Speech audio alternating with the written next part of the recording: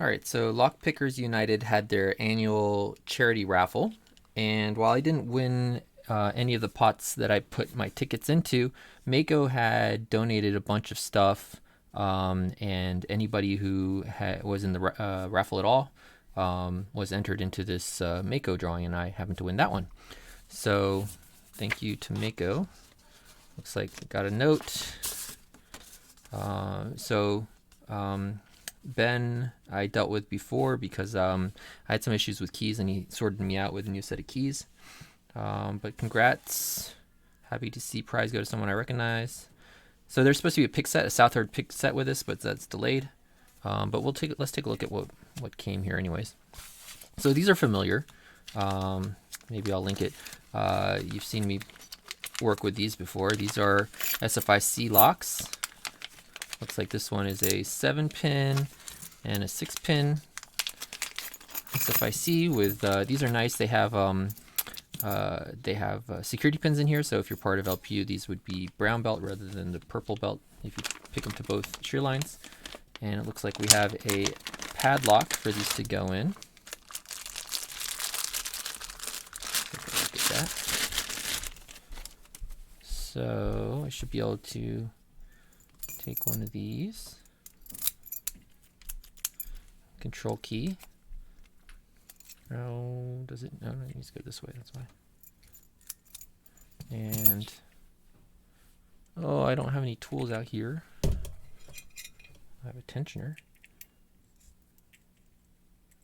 Does the, I don't know, I haven't loaded one of these before. Oh, there we go. I can turn it like that to get those pins lined up. And then we can maybe put this in here. There we go. Try the operating key.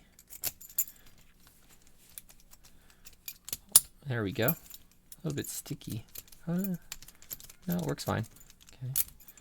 So there's the, oh, and there's a screw in there. I wonder why that, I guess you can put other guys in here or something. Let me see. It's curious now. Sorry, this video is kind of a exploratory video. No, I'm not. I'm not sure what that screw does. Might have to explore that later. But there, that's pretty cool. Let's see what's in here.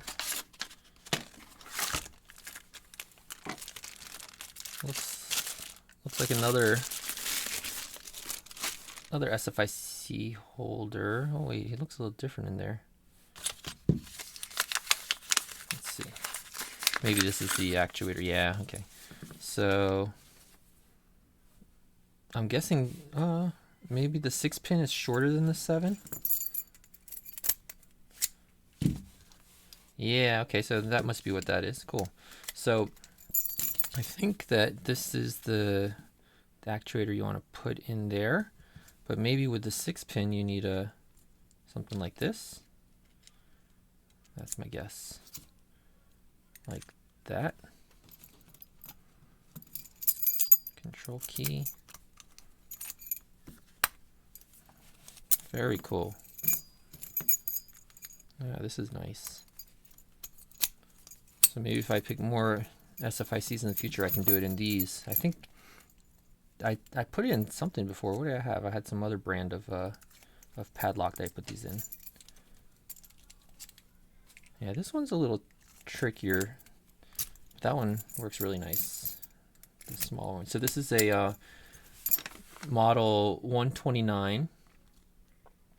So if you're interested in that. And then the other one here is a what is this? Model 427, I think. No, model 128. So this is the model one. Oh, it says right there, model 128, and that's the model 129. So there's the difference in size between the two of these. This guy's a chunky beast. All right, let's see what else we got. It's nice. It's kind of like they gave a bunch of stickers too. I'll try to stick that all over stuff. They gave a little showcase of all the different, or I think most of the products that they have, they're showcasing here. So that's kind of cool. All right, this is the model 427. A little bit smaller. It's nice and heavy, this one. So you know, it looks like a American lock or like a pack lock or all the different ones, but this one is like steel, so it's heavy, not aluminum like those other guys. It's got a hex in there, so I'm guessing you can gut this guy. So if you're into picking it, I don't know where these rank. And we got a disc lock, model 227. I have no idea what kind of pins and stuff are on here. I'll have to explore that in the future. It's nice. And then finally, and they said that the Southard picks will come later. So this is about the same size as that one. Yeah, same size as that one, but this one's now aluminum. So this is like nice steel, and this is an aluminum one. Or maybe it's brass. I'm guessing that's steel. Actually, does it say on here? Rekeyable rectangular brushed brass. So I'm guessing that's brass, and this is aluminum. Nice. Also has a Phillips head in there, so it looks like you can probably gut this one too. All right, so let's get all this stuff out the way. I don't know, let's grab our vise. Where do I put this here? Hook up our audio. And let's try a padlock, why don't we? So this guy looks like he has 1, 2, 3, 4, 5, 6 pins. Put them in the right way around. Nice and locked. I don't know if I'll be able to get into this. If I had those Southard picks, I'd try those out for this too, but we'll use the picks that I know at least. The lock I don't know. Let's see. So I got 18 thousandths, hook 1, my go-to.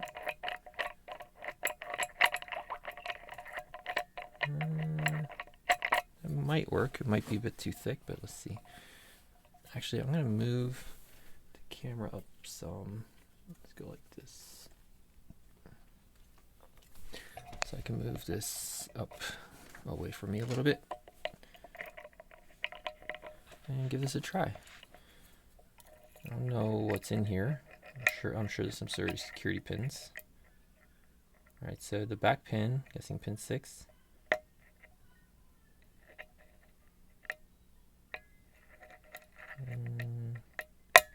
Oh, okay, I don't like that.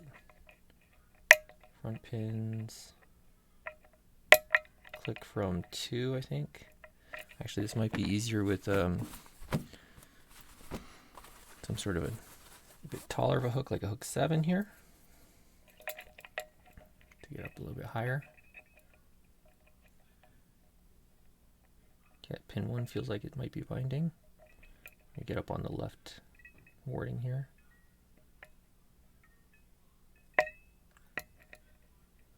Click from it, checking for jiggle. Pin 2 feels binding. Click from it. Pin 2 feels like it's jiggling. Pin 1 does not feel like it's jiggling. Click from 1. Still no jiggle from 1. Another click from 1. Still no jiggle. So what I'm doing there is I'm putting the pick on the pin, and I'm trying to jiggle it with my thumb here to see. It still doesn't feel like it's jiggling. You know, it's getting pretty high up there. Let's try that guy again.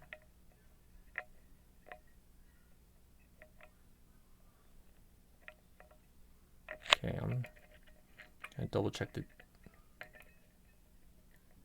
jiggle because it doesn't seem to want to go further. It's always hardest to jiggle test on the front. And switch to the hook, which has a flat top, the hook 1, and is jiggling. Okay, so I think that one is set. So I think 1 is set.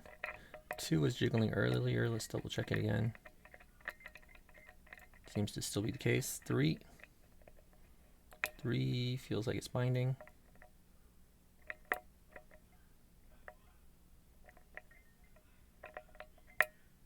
such a weird angle. Sorry, I'm gonna turn this more so I can get my hands on the pick. 3. Does feel binding, but counter rotation. Gotta click out of it, now it's jiggling. Pin 4. Feels like it's binding.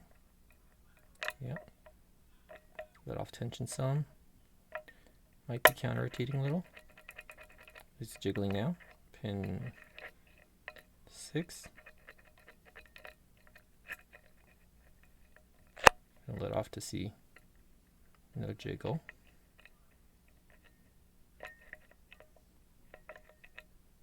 Does not seem to want to move. Maybe it is. Not sensing a jiggle from it though. Try my thumb. Doesn't seem to be. But doesn't seem to want to go up at all.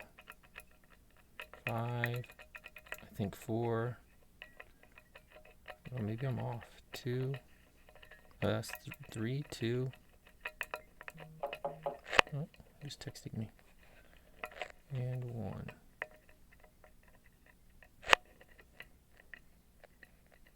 One just doesn't feel. Maybe it dropped down a little before. Got some counter. All right, so 1 was not quite set, but we're open. So that took a little while. Sorry I didn't like give it my normal commentary. And it looks like we've got some sort of hex bolt. I wasn't gonna gut it, but give me a second. I'll go grab a couple tools. Sorry about this. What a mess of a video.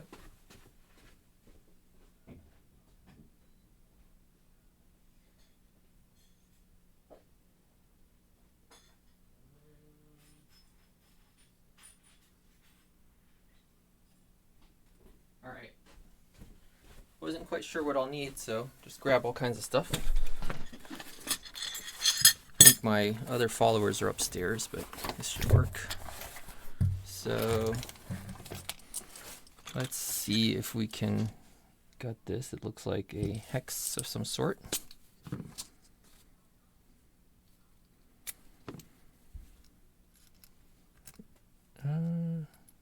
Is it already unscrewing, or is it just, or is that one just too loose? I think that might just be too loose. So a little bit bigger of one, maybe this. Maybe. Let's give that a try.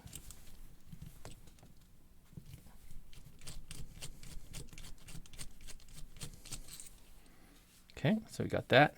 Oh, what a mess. Sorry about this mess. Get a. All right, all that junk fell out. Looks like we have an anti-bypass wafer at the back, so you can't stick a bypass tool down the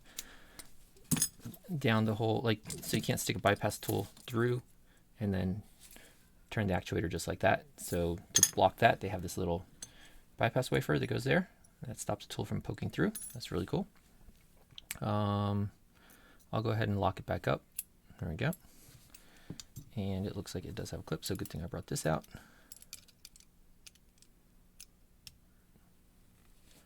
See if we can take that clip off. If you think picking a lock is hard, try removing clips. Okay.